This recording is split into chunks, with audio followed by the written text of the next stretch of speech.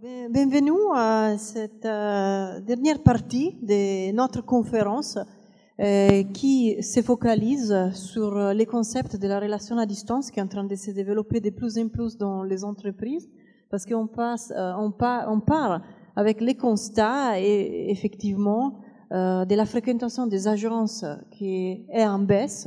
Donc on partira en faisant les points avec nos intervenants sur la fréquentation des agences et ensuite on introduira les discours de la relation à distance pour voir, entre les conseillers et les clients, pour voir comment elle est gérée dans les différentes entreprises. Donc je souhaiterais faire d'abord un tour de table avec nos intervenants pour effectivement comprendre dans chaque entreprise comment la fréquentation des agences est vécue aujourd'hui, est-elle en baisse, quelle est la situation dans chaque entreprise et quelles sont selon vous les causes de ces phénomènes. Donc je pars avec Messieurs Mancuso des BPCE et ensuite on demandera aux autres d'apporter leur témoignage. Alors c'est vrai, la fréquentation en agence baisse régulièrement depuis plusieurs années. On s'attend à une accélération de ce phénomène. Ce que je dirais tout de suite, c'est qu'il ne faut pas, en tout cas les gens un peu éloignés du sujet ont tendance à tirer des conclusions de ce phénomène-là. La traduction en fait, c'est que si les clients fréquentent moins leurs agences, en réalité par le biais du digital, c'est une explosion des contacts qui se produit. C'est-à-dire que les clients aujourd'hui sont beaucoup plus en relation avec leur banque qu'ils ne l'étaient avant, même si la forme de la fréquentation baisse. Et en réalité, la première explication qu'on peut donner à ça, c'est effectivement la facilité, la simplicité qui est apportée par les outils digitaux.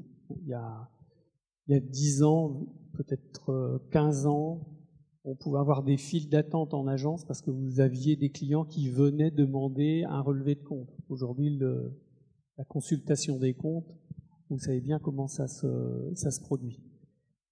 J'ajouterai un deuxième point à cette évolution qui est en cours et à laquelle on s'adapte de jour en jour, je dirais.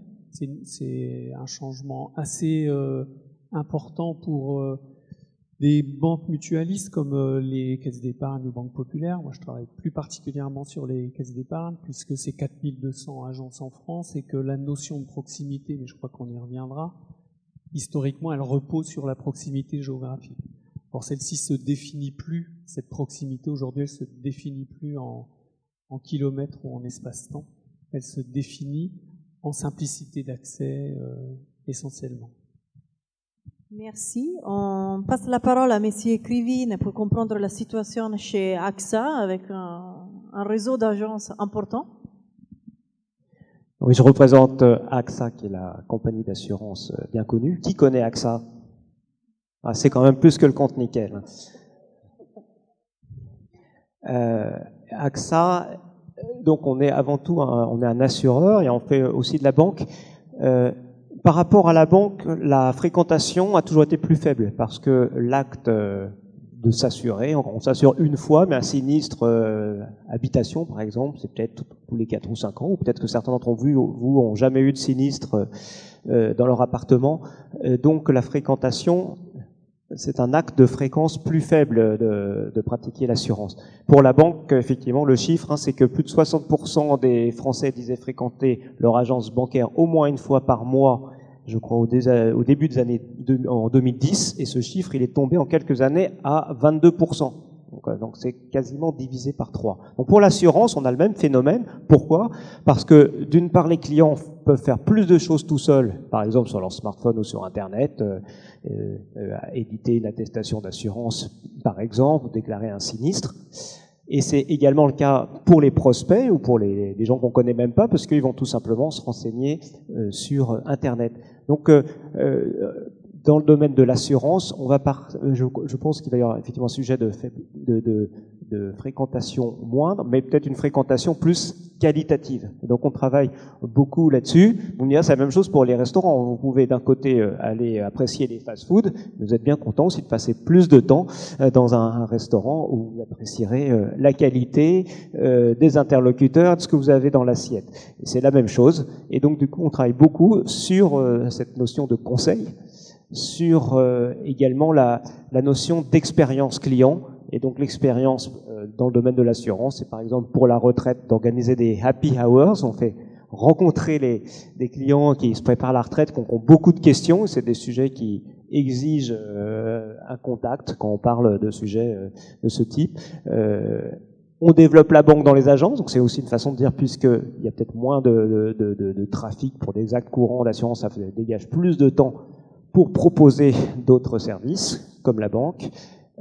On fait par exemple des réunions autour, je regarde c'est un public mixte aujourd'hui, et bien avant c'était plutôt les hommes qui achetaient l'assurance il y a 30 ans, mais maintenant les femmes s'impliquent beaucoup plus et on fait des réunions spécifiques sur le sujet.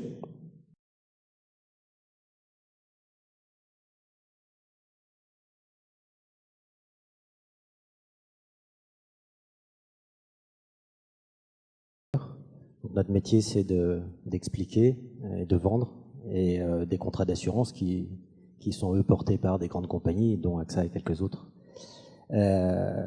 Historiquement, le groupe ASSU 2000 a déployé un réseau physique d'agences de proximité et vraiment ancré sur le concept de proximité, c'est-à-dire que les agences se sont déployées près des lieux à forte densité de population, là au plus proche de là où résidait la clientèle. Et puis, je partage ce qui a été dit en premier, la notion de proximité, elle s'est déplacée. Aujourd'hui, elle est plus mesurée de manière physique en kilomètres, mais elle est en accessibilité. C'est comme ça qu'on conçoit la chose. Donc l'accessibilité, c'est le client veut pouvoir contacter son assureur selon le type de besoin qu'il rencontre, la manière qu'il souhaite et au moment où il le souhaite. Donc la proximité désormais, c'est être disponible, être joignable à première demande, quel que soit le média mis en œuvre. Donc partant de la proximité géographique et des agences, on a déployé une filiale dédiée à l'Internet pour qu'on soit joignable 24/7 sur des sites Internet, sur des applications dédiées à la gestion des contrats et du service après-vente. Et un plateau téléphonique ouvert avec les plages d'ouverture et de disponibilité les plus larges possibles et en observation permanente des besoins du consommateur. Et petit à petit, on a élargi ces plages d'ouverture. Le plateau fonctionne désormais 12 heures sur 24, 7 jours sur 7. Et il répond sans SVI, en moins de 3 sonneries, à la quasi-totalité des appels. Sans SVI parce que dans notre philosophie, le contact doit être humain et immédiat. Qualifier le besoin de personne humaine à personne humaine et ensuite adresser vers le service le plus compétent pour y répondre. On considère en résumé, et c'est ce qui fonde un peu toute notre organisation et la manière dont on avance, que le consommateur veut avoir le choix, et c'est lui qui décide. Et nous, on l'écoute et on essaye de s'adapter et lui apporter la solution qu'il désire. Merci. On donne la parole à M. Ukalovic pour BNP Paribas Cardiff. Bonjour à tous. Alors nous avons une spécificité, c'est que nous n'avons pas d'agence en tant qu'assureur. Par contre, nos produits d'assurance sont distribués par le réseau bancaire et effectivement, depuis 10 ans, il y a une baisse vraiment très importante des agences et on peut presque parler de désertion dans certains endroits. On a changé complètement l'usage de sa banque, on a donné les moyens aux clients d'être davantage autonomes et puis derrière ça a complètement bouleversé le modèle. Et ça a créé pour les dirigeants de l'industrie bancaire de véritables cauchemars il y a 6-7 ans où on s'est rendu compte que c'est la fin d'un modèle où avant tout passait par la banque et qu'il fallait renouveler le modèle. Alors pour autant, il y a peu de fermetures d'agences, c'est plutôt des redimensionnements et de retouches. Et en fait, les thèmes qui sont d'actualité, c'est comment peut-on donner à nouveau envie à nos clients de repasser en agence. Donc il y a beaucoup de thématiques, mais c'est pas propre à BNP, c'est propre à pas mal de réseaux bancaires, sur davantage de conseils et d'expertise sur sur l'agence. Une amélioration aussi de la relation client et de la culture de service. Et puis aussi, on voit ici et là de gros investissements immobiliers, de relooking des agences pour faire en sorte que quand vous alliez en agence, vous tombez sur quelqu'un de professionnel, d'hyper sympa et dans un endroit qui est très très agréable.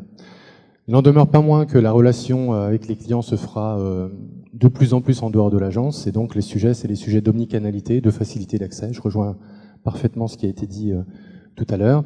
Et puis aussi la création de structures spécifiques.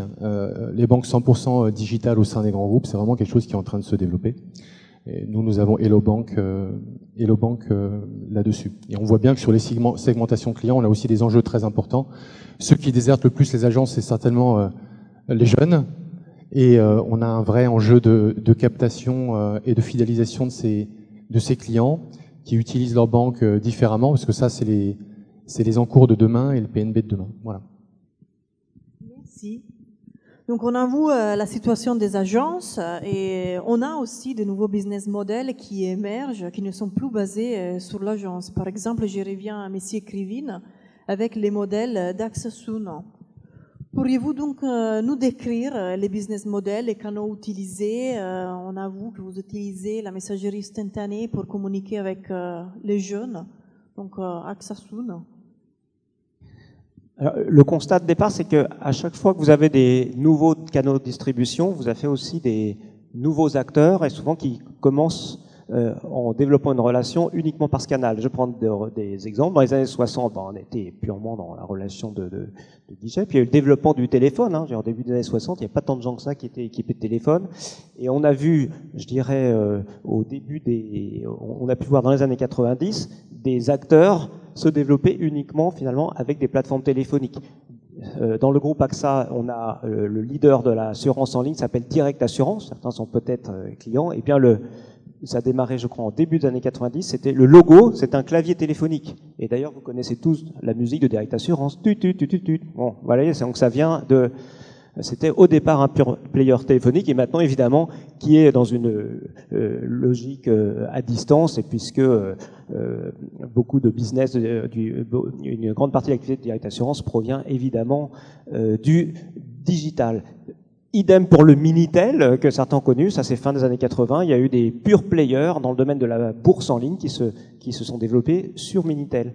Idem encore pour Internet, vous avez des banques qui ont démarré en étant 100% Internet. Et donc, au début des années 2010, à AXA Bank, la banque d'AXA, on s'est dit, mais finalement, avec le smartphone, est-ce qu'on ne pourrait pas imaginer de la banque mobile first, si je puis dire, en partant de cet objet-là? C'est vraiment notre point de départ. Alors vous me direz pourquoi pas en 2007, parce que vous savez que pour ceux qui fréquentent des dirigeants dans les grandes organisations, on était tous équipés de BlackBerry. Il y a plus grand monde avec le BlackBerry, mais du coup on a eu un petit décalage dans la prise de conscience de tout ce que pouvait apporter un smartphone. Un smartphone, c'est la géolocalisation, c'est la possibilité de prendre des photos. Je crois qu'aujourd'hui on n'a plus d'appareil photo, on a un smartphone, sauf Ilara qui a un petit appareil photo, j'ai vu. Et donc, du coup, on s'est dit, si on réinventait une banque 100% sur smartphone, et en plus, en ciblant plutôt les jeunes, parce que c'était à l'époque une inflexion stratégique du groupe AXA, que de aller à l'offensive, que de se redéployer plus sur le marché des jeunes. Et donc, on s'est dit, et voilà, et si on pouvait donc ouvrir son compte 100% sur son smartphone, finalement, toutes les banques demandent des justificatifs, et on peut tout simplement les prendre en photo sur son smartphone. Et puis si on pouvait, donc ça dure quelques minutes d'ouvrir un compte Soon, S2ON, sur son smartphone, c'est aussi facile que le compte Nickel. Mais moi je n'utilise pas de gros mots en ce qui me concerne. Vous pouvez, si vous voulez ouvrir un compte, vous gagnerez 80 €. Les jeunes, ça nous intéresse, et effectivement on fait un cadeau de bienvenue, comme d'autres banques, mais c'est une logique commerciale tout à fait légitime, et puis et je dirais qui n'est pas sale, parce que si on fait ça, c'est pour effectivement inciter les gens à venir nous voir, et puis parce que après on espère bien développer une relation de long terme avec eux, y compris en allant jusqu'au crédit immobilier, etc. Donc c'est pas une question de free lunch ou de no free lunch. Vous voyez, les absents ayant toujours tort, je profite du départ de Hugues pour exercer mon droit de réponse. Et donc, nous avons développé ensuite donc toute la gestion du compte sur smartphone, parce que finalement, on parle de proximité, mais qu'est-ce qu'il y a de plus proche qu'un smartphone ? Je veux dire, on parle d'argent de poche, ben, voilà, vous avez la banque dans votre poche, donc on commence à gérer son compte sur son smartphone, plus la peine d'aller effectivement voir une agence, ou plus la peine d'aller même sur Internet, et puis on va le faire dans ces micro-moments que sont un moment où on attend le RER, des moments comme ça où on va en profiter pour gérer son compte ou faire un virement. Donc le compte Soon, plutôt pour les jeunes, qui effectivement offre des coûts réduits, et tout se fait sur le smartphone. La relation même, et je termine puisque c'était votre question, avec le client, entre le centre de contact et puis le client, se fait uniquement par messagerie instantanée, parce que là aussi, vous le savez, beaucoup d'entre nous, beaucoup d'entre vous, finalement, utilisent plus leur smartphone pour échanger des messages que pour parler. Et donc du coup, là aussi, on s'est dit qu'on pouvait être innovant là-dessus. Aujourd'hui, on a 20 000 clients, on se développe et on est satisfait de ce chiffre par rapport au plan de marche qu'on s'était fixé. On vient de signer un accord avec une grande mutuelle étudiante. On a lancé Soon pour les auto-entrepreneurs. On commence aussi à proposer Soon dans le réseau d'agents AXA. Et donc, effectivement, ça prouve que il y a une clientèle et des attentes pour une relation purement sur smartphone pour pratiquer la banque au quotidien. Merci pour votre témoignage. On passe maintenant à M. Mancuso pour comprendre chez BPCE quelles sont les initiatives dans le cadre de la vente à distance et de la relation à distance qui ont été implémentées. Donc on va voir des exemples.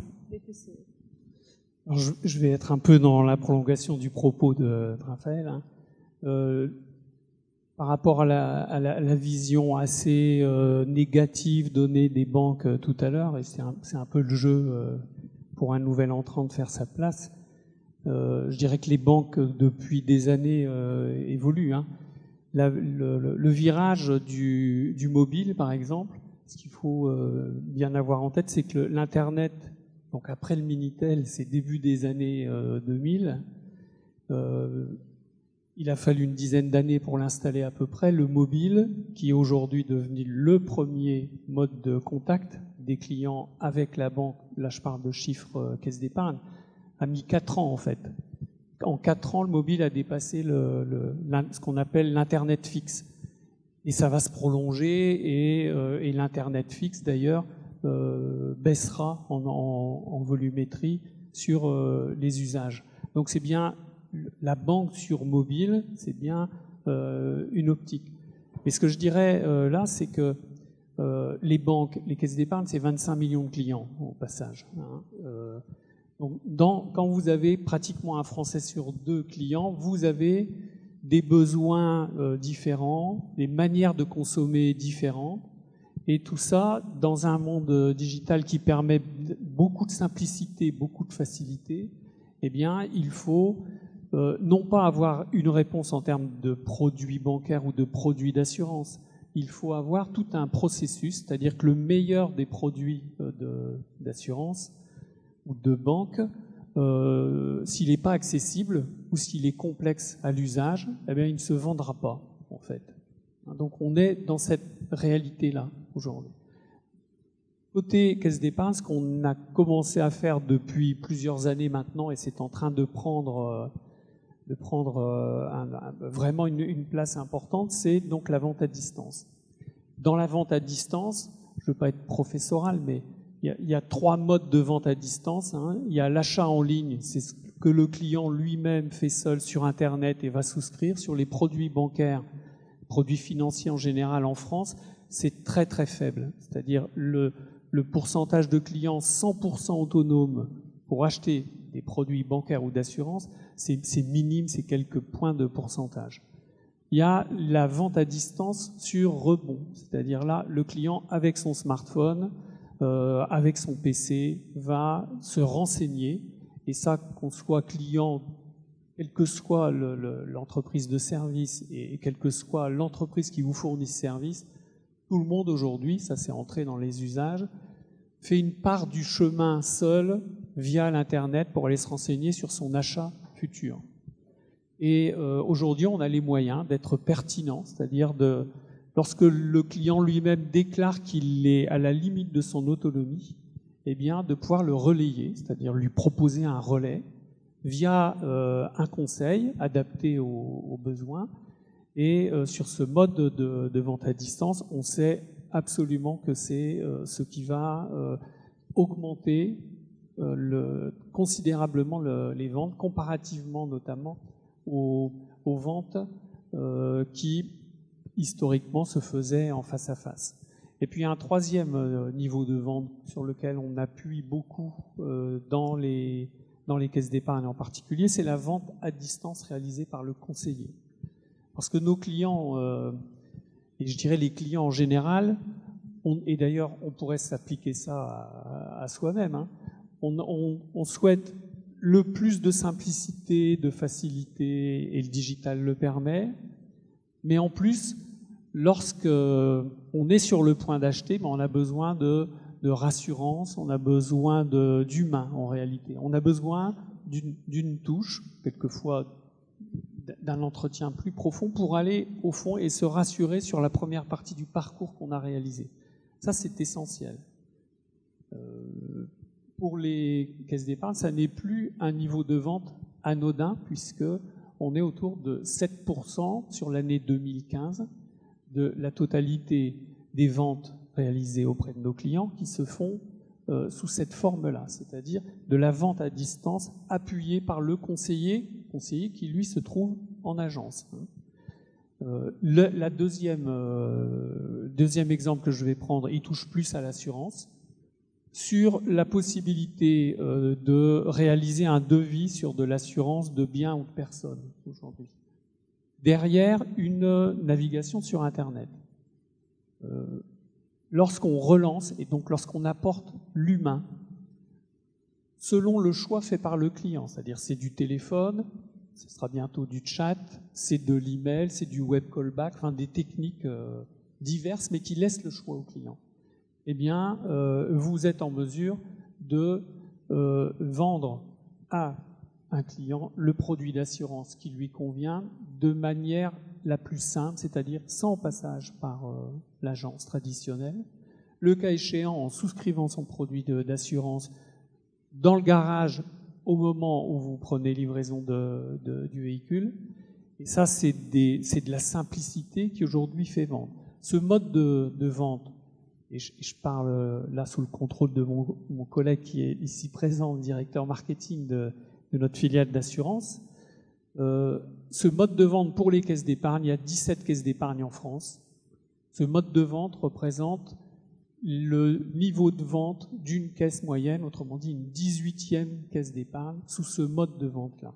Donc, juste pour dire que on est dans un monde où l'immobilisme n'est pas permis, et lorsqu'on a à faire son métier sur beaucoup de typologies de clientèle différentes, avec des besoins et de la manière de les exprimer qui sont différents, il y a forcément les entreprises traditionnelles, et là encore une fois je parle des caisses d'épargne, et il ne faut pas nier le rôle de la banque dans la société en France aujourd'hui, notamment à l'heure actuelle, mais moi j'ai juste le plaisir de vous dire que pour les caisses d'épargne, depuis des années, sont dans le top 10 des entreprises préférées des Français. Alors c'est un peu cette ambivalence qu'on a avec les banques méchantes, hein. Il y a un mauvais exemple pris tout à l'heure, un peu facile, et puis la réalité qui font que les clients des banques veulent avoir du digital, et on a dans les banques beaucoup à apprendre, et on regarde ce que font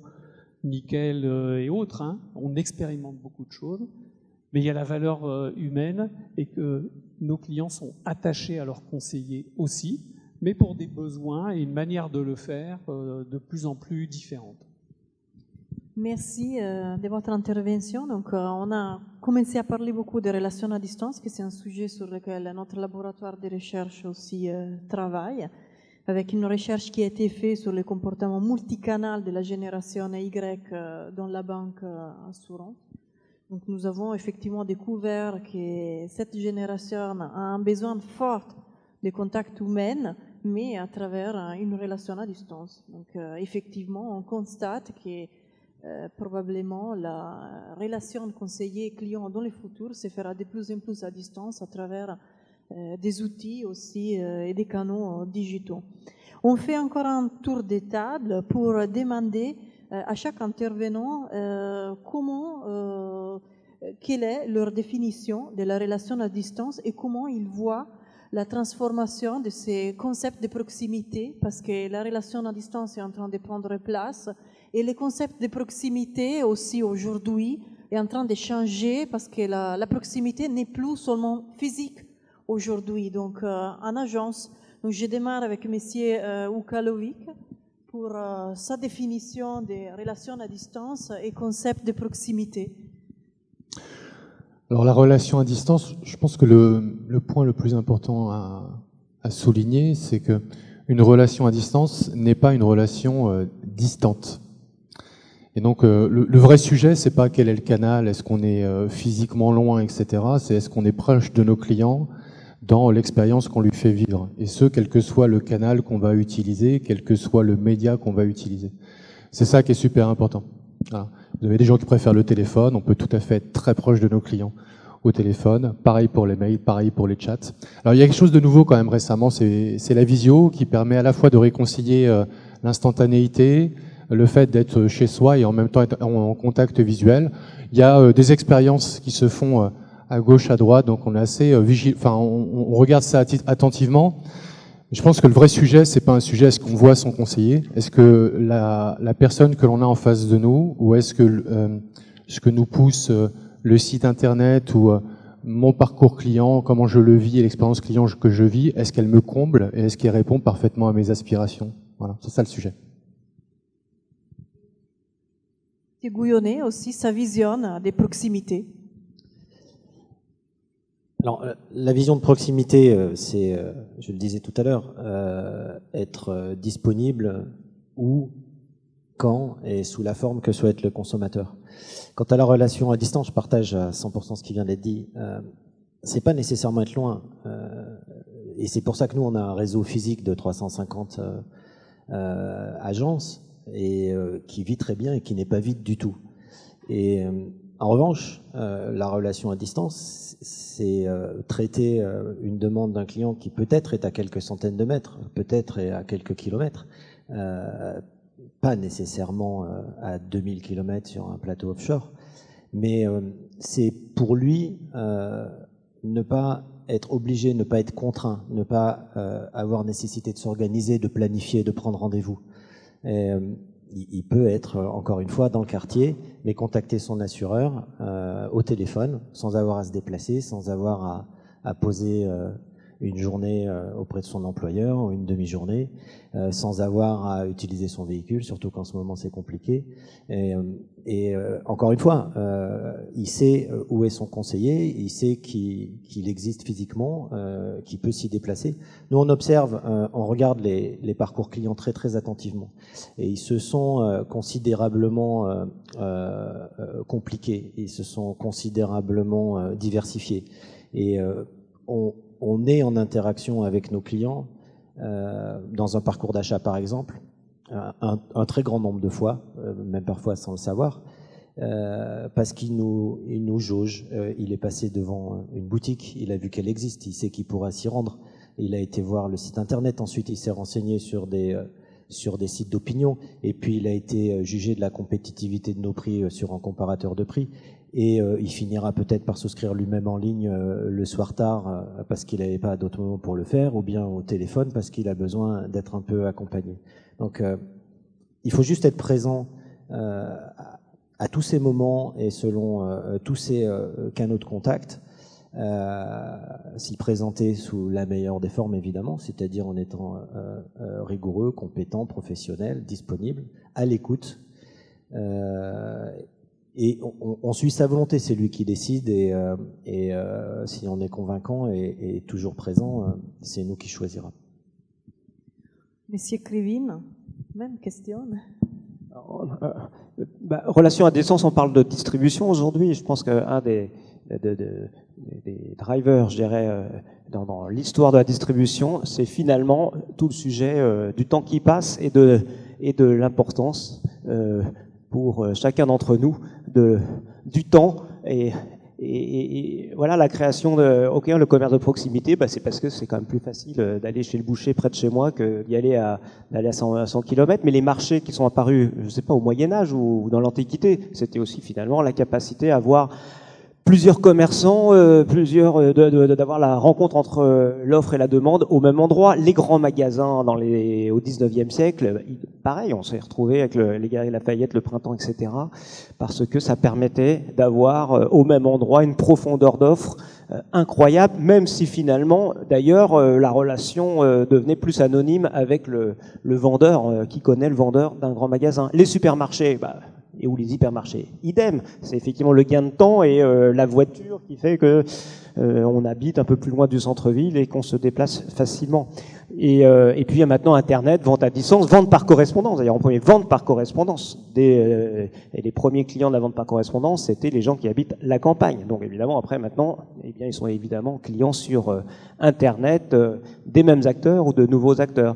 Eh bien, c'est la même chose, je pense, pour la relation bancaire ou dans l'assurance. Alors, la relation, ce que les gens cherchent avant tout, donc c'est quand même ce côté pratique, cette simplicité, cette efficacité. Puis après, il y a une autre dimension qui peut s'ajouter, c'est la dimension relationnelle, où là, on peut dire relation de proximité, mais la proximité, effectivement, ça passe par la qualité de la relation, par l'émotion, ça passe aussi par l'identité, le côté proximité identitaire. Finalement, vous adorez tous votre smartphone, vous dormez avec. En fait, vous n'avez jamais rencontré le commercial, peut-être, ou plutôt jamais rencontré un membre ou un collaborateur d'Apple ou de Samsung, mais pourtant vous aimez la marque et vous avez une vraie proximité avec elle. Alors pour revenir d'ailleurs aux émotions, je dirais que on pourrait dire évidemment que l'émotion ça passe par le face à face. Vous prenez des enfants, c'est assez marrant, ils commencent à sympathiser quand ils commencent à manger ensemble. Donc voilà, tout ce côté je dirais de la convivialité joue beaucoup, mais le téléphone pour prendre puisque c'est encore un canal important, c'est la voix, et il y a beaucoup d'émotions qui passent par la voix. D'ailleurs, vous écoutez encore tous beaucoup la radio, peut-être même, et il y a des émissions intimistes ou de psychologie à la radio, et il y a quelque chose qui se passe. Le sourire passe dans la voix, le stress passe dans la voix. Alors vous me direz, oui, mais la messagerie, ton truc, ça marchera pas. Parce que quand on échange des messages, alors là, c'est froid, c'est des petits bouts de code. Non, parce qu'il y a les émoticons. Donc en fait, quand vous envoyez des messages, je suis sûr que là, j'en vois plein là qui sont en train d'envoyer des messages, vous rajoutez peut-être un petit soleil dodo pour dire vous ennuyez ou un petit cœur pour dire autre chose. Enfin, vous voyez, donc en fait, l'émotion, on l'a fait beaucoup passer aujourd'hui, même par les messageries, dont moi je crois à l'avenir de la messagerie dans le domaine de la relation bancaire ou assurantielle. Merci. Marcuse. Moi, je dirais la proximité, c'est avant tout la personnalisation, en fait. Si mon conseiller que je connais bien m'appelle, mais pour un sujet qui m'intéresse pas, je suis pas en proximité avec lui.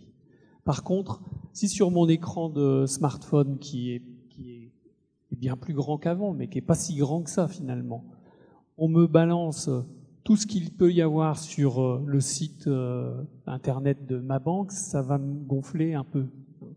Par contre, si ça fait, par exemple, 3 fois que je vais me renseigner sur,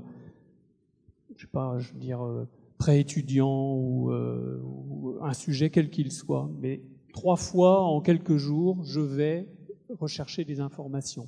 Et que là, lorsque j'ouvre mon appli, on n'ouvre d'ailleurs plus aujourd'hui, parce qu'avec une seule touche, vous avez votre solde au passage. Ça aussi, c'est de la simplicité qui génère de la proximité. Mais si j'ouvre mon smartphone et on me propose de me parler du sujet qui me préoccupe sur le moment, là, je crée de la proximité.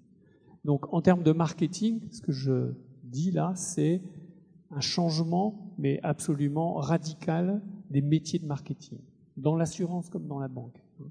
Parce que les banques et les assurances, grosse industrie avec beaucoup de données, dans une logique historique de propriété de clientèle, ont découvert progressivement qu'elles avaient des clients, ces entreprises-là, et qu'il fallait qu'elles écoutent ce que les clients voulaient avoir. Et il y a une place phénoménale à l'imagination marketing générée par la multiplicité de comportements de nos clients et la capacité que l'on a à être pertinent au bon moment. C'est l'exemple que je prenais précédemment. Le bon produit, encore une fois, il ne suffit pas. Si derrière une navigation un soir pour trouver une assurance sur le véhicule ou la moto qu'on cherche à acheter, si on est relancé le lendemain, si on est appelé par quelqu'un qui connaît pertinemment ce que vous avez fait sur Internet et qui ne va pas vous demander de raconter l'histoire depuis le début, mais qui va vous dire « j'ai vu que vous êtes en recherche de telle chose et vous êtes arrêté à tel niveau, à telle étape de votre process. Est-ce que je peux vous aider pour une raison ou pour une autre ?» Là, j'ai plus de chances d'être pertinent et j'ai plus de chances de convaincre ce client potentiel qu'il l'est finalement en proximité avec moi. Et ça, c'est assez passionnant à mettre en œuvre parce que ça change toutes les postures au sein de nos entreprises, qu'elles soient postures humaines. On a dit il y a très longtemps le sourire au téléphone s'entend. Je pense que le sourire derrière un email et plus encore dans l'entretien d'une conversation sous forme de chat, ça s'entend aussi. Et quand le relais entre un robot qui fait du chat et un humain, quand vous êtes plongé dans votre recherche, vous voyez bien le moment où c'est plus le robot, où c'est l'humain qui a pris le relais. Ça vous a satisfait d'avoir le robot peut-être dans un premier temps parce qu'il vous a répondu très rapidement, mais quand vous allez au plus fin de la personnalisation de votre besoin, eh bien c'est cette valeur-là, parce qu'on restera des humains, même si on prend des virages un peu digitaux tous, on restera quand même profondément humain et c'est vraiment ce à quoi on croit, en tout cas au niveau de BPCE. Merci. Donc, je donne la parole maintenant à M. Ukalovic parce que BNP Paribas Cardiff, entre 2014 et 2016, a implémenté un plan de change management pour développer l'excellence relationnelle et le sens de prise en charge dans le cadre d'une relation à distance. Donc, il y a eu effectivement un gros investissement en relation à distance chez BNP Paribas Cardiff. Merci Hilaria. Alors je vais peut-être me lever parce que moi aussi je vais prendre un torticolis sinon. J'ai beaucoup aimé ce que vous avez dit sur le contact humain et l'humanisation.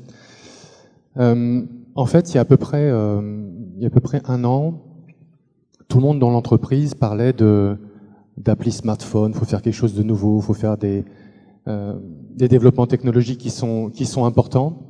Et en fait, nous avons souhaité prendre un peu d'avance par rapport à ça et de se dire que de toute manière, nous faisons le pari que d'ici quelques années, en fait, tout le monde aura à peu près les mêmes solutions techniques. Ceux qui sont en avance, ceux qui se mettent en avant sur ces sujets-là sont pas mal suivis. Et à un moment donné, ce qui va faire la différence, c'est la qualité du contact humain. Et on voulait vraiment mettre l'humain au centre de la relation client. Et en fait, ce que nous avons décidé de travailler, c'est de réécrire ce que l'on voulait incarner en matière de relation client. Et donc, nous avons mené un programme qui s'appelle l'excellence relationnelle. L'excellence relationnelle, on voulait faire plusieurs choses. La première, c'est réécrire tout ce que l'on voulait finalement que le client vive, notre assuré vive lorsqu'il rentre en relation avec nous. Et c'est encore plus vrai dans notre métier parce que lorsqu'un client nous appelle ou nous contacte, c'est pour des moments de vérité très importants pour lui. Soit c'est dans le cadre d'une succession, soit c'est un sinistre, soit c'est la perte d'un proche, soit c'est la perte dans l'emploi. Donc la dimension humaine est fondamentale, et quel que soit le canal qu'il utilise. Et donc nous avons souhaité travailler là-dessus, et dans le référentiel, il y avait 3 idées forces. La première, c'est qu'on arrête de penser comme un assureur et qu'on se mette 2 secondes à la place du client. Premier point. Le deuxième point, je voulais qu'à la fin d'un entretien ou d'une interaction avec l'un de nos assurés, il est senti qu'on se soit montré préoccupé par son cas. Voilà, ça, c'était très très important. Et le troisième, dans l'assurance, parce que c'est pas simple, c'est compliqué, les contrats, les conditions générales, tout ça, c'est bon, voilà. C'est finalement qu'ils se sentent totalement pris en charge. Voilà, c'était ça en gros le truc. Donc une fois qu'on l'a écrit, c'est très bien. Et on pensait que ça allait être le plus difficile. Et le plus difficile, finalement, ça n'a pas été ça. C'est de se dire ça, c'est ce que je veux que chaque client retienne au moment où il rentre en relation avec nous. Mais finalement, comment je le fais incarner par mes collaborateurs. Et donc nous avons choisi un déploiement de type top-down. Alors je ne vais pas rentrer dans toutes les briques, mais il faut juste avoir en tête que la stratégie que nous avons déployée, elle vise à être déployée surtout au niveau des collaborateurs. Et quand on regarde là les dimensionnements, les collaborateurs ont passé 3 jours dessus en effet starter. Après, ils sont suivis en accompagnement. Mais ce qui fait peut-être la singularité de la manière dont nous l'avons mené, c'est qu'en fait, toutes les couches supérieures dans l'organigramme du centre, eux, ont été très très picousés sur la méthode. Et l'objectif, c'est que on soit nous parfaitement prêts en haut de la pyramide pour pouvoir ensuite le déployer parfaitement au niveau de nos collaborateurs. De telle sorte que chaque collaborateur ensuite, dans la vraie vie, il est très proche de lui, à moins de 5 ou 6 mètres de lui, à chaque fois quelqu'un qui connaisse parfaitement bien la méthode. Alors ça n'a pas été simple, hein, et on a déployé ça sur l'ensemble finalement du centre, et pas simplement les collaborateurs, parce que l'expérience client et la satisfaction client, on y viendra peut-être à un moment donné dans les conditions de réussite, c'est l'affaire de tous au sein de l'entreprise. Voilà. Alors ça a plutôt bien marché. Alors la difficulté, c'est qu'on l'a déployé au moment où l'an dernier les back-office étaient complètement saturés parce que tout le monde renégociait ses prêts immobiliers, donc il y avait des piles de partout et on s'est dit mais vous êtes fous de déployer cette conduite du changement au moment même où on a du mal à traiter correctement nos opérations. Et nous l'avons fait quand même avec des résultats qui sont assez probants. Je pense qu'on doit l'avoir sur la slide d'après. Hop, non.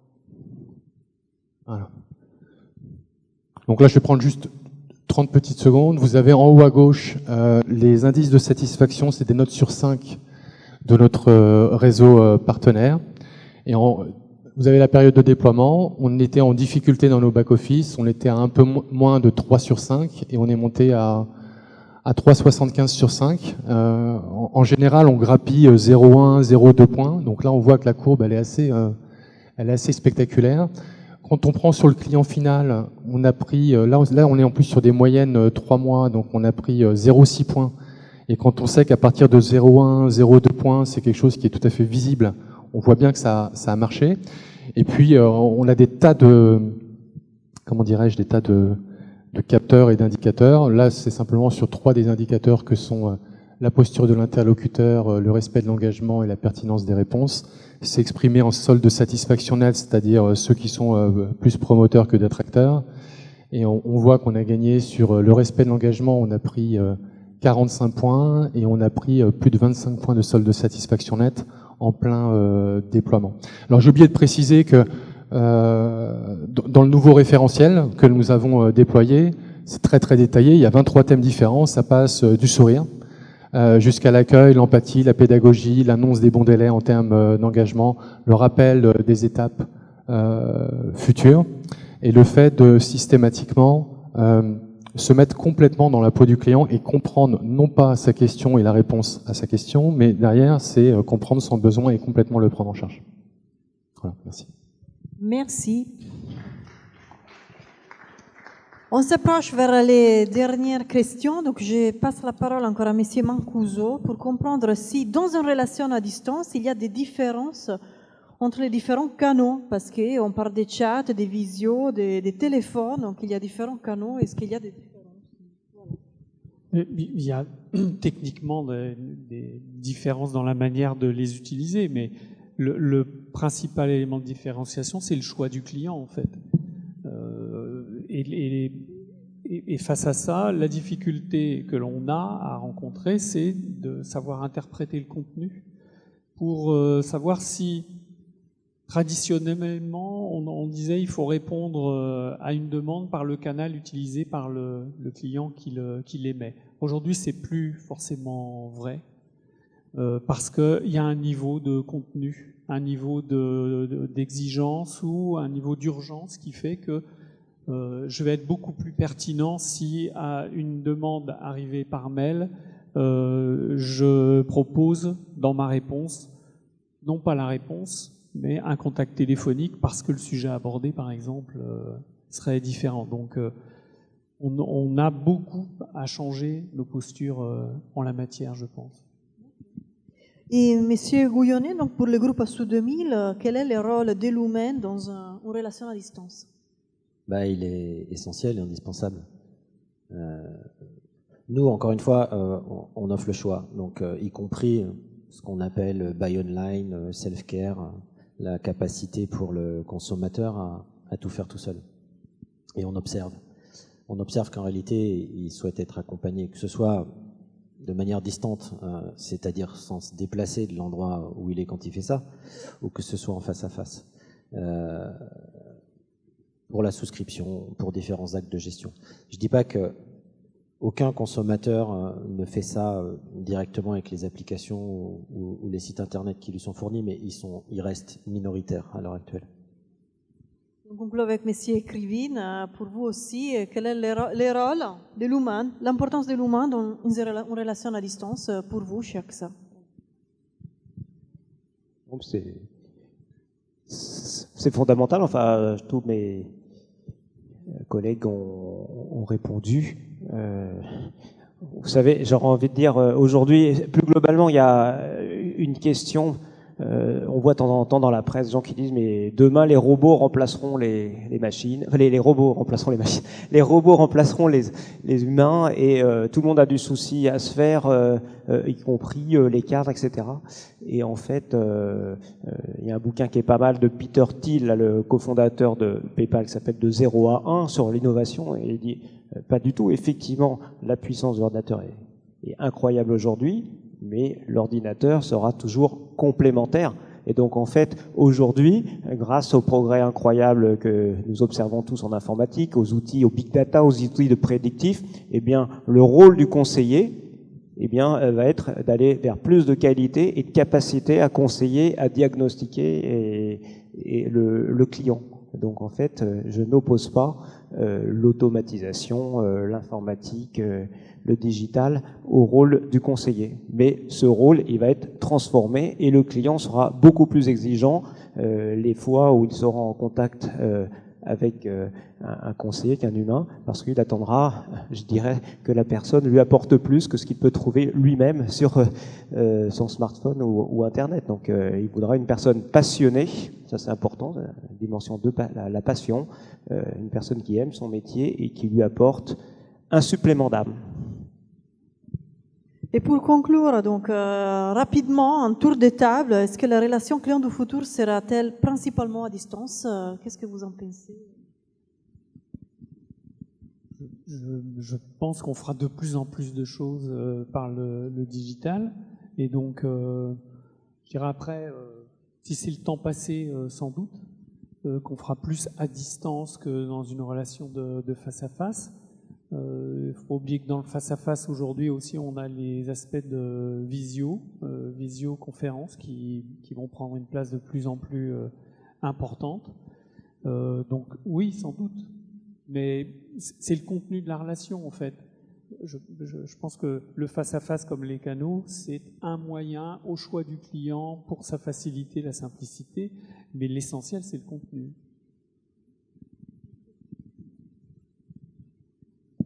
Oui, une fois de plus, je pense que c'est l'allocation du temps qui change. Donc, moins de temps à consacrer à des tâches répétitives, une fois de plus, qu'on peut faire sur son smartphone, mais par contre, plus de temps pour de la qualité, y compris la dimension conseil. Est-ce que la relation dans le futur sera essentiellement à distance? Moi, j'ai envie de dire, je ne sais pas. Je sais pas et on verra bien. Et quoi qu'il en soit, nous, on essaiera de faire ce qu'il faut à ce moment-là. Si elle est distante, on sera apte à être distant. Et par contre, si les gens veulent encore parfois avoir des points de contact physique, on les aura. Bon, je pense qu'on est sur un mouvement de fond, hein, sur la relation à distance. Ça sera de plus en plus important. En fait, le vrai sujet, c'est un sujet d'omnicanalité, avec des moyens qui seront sans cesse différents. En fait, on ne sait pas ce qui va se passer dans 10 ans. On a vécu une véritable révolution technologique avec ce qui s'est passé avec Internet. On ne sait pas quels sont les nouveaux usages qu'on aura dans 10 ou 15 ans. Il faut être très humble là-dessus. Par contre, ce qui est sûr, c'est que les gens continueront à consommer de manière très fragmentée et par des canaux qui sont de plus en plus variés. Et en fait, le vrai sujet, c'est un défi pour l'ensemble de nos ressources humaines. C'est comment travailler sur l'ensemble de ces polycompétences pour pouvoir être au rendez-vous des attentes de nos clients qui sont de plus en plus élevées.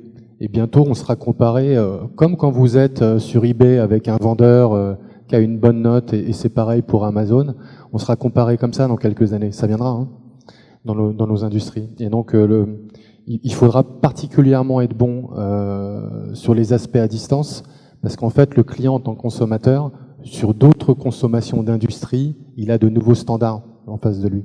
Et, voilà. Et donc, c'est le défi des sociétés comme les nôtres. Merci beaucoup à nos experts de la table ronde pour cet échange vraiment enrichissant. Donc, est-ce qu'il y a des questions? On est vraiment à la fin, hein? En tout cas, merci pour les gens qui sont restés jusqu'à la fin. On est vraiment un peu embarrassé pour vous que vous avez eu un petit peu des départs sur la fin. On avait pris. Vous allez avoir une prime en fait. On avait pris un peu de retard. Et voilà, il y aura la vidéo disponible. On mettra les supports en ligne. Et figurez-vous que, comme vous dites, on apprend tous les jours. Donc, à l'origine, on avait proposé depuis la première édition de la conférence des échanges via réseaux sociaux avec le hashtag ASSMKG. Et en fait, les gens n'avaient pas trop joué le jeu sur les premières éditions. Cette année, on n'a pas intégré cette variable, on est désolé, parce que j'ai regardé tout à l'heure dans le portail et j'ai vu qu'il y a plein de gens qui ont posté des tweets. Donc je suis vraiment désolé, j'espère que vous avez pu peut-être un peu interagir entre vous en tout cas. Et on en prend note pour la prochaine fois, parce qu'il s'est passé des choses sur la twittosphère dans l'amphithéâtre. Voilà. Donc merci infiniment, merci aux intervenants, merci aux gens qui sont venus, j'espère que ça vous a plu. Et donc on espère vous proposer un autre rendez-vous l'année prochaine. Au revoir.